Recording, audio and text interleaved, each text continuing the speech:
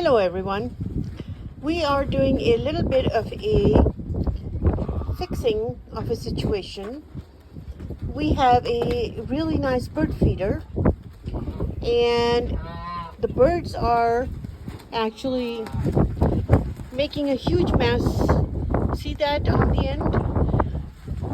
They empty it really quickly and all of the bird seed and barley and everything falls to the ground. So I was on Pinterest and I saw this idea. Somebody had made a tray under the bird feeder. So of course I enlist the help of Hubby. Handy Dandy Jim, who is a master at fixing and making stuff. I just have to show him pictures. And he made me this really cute tray.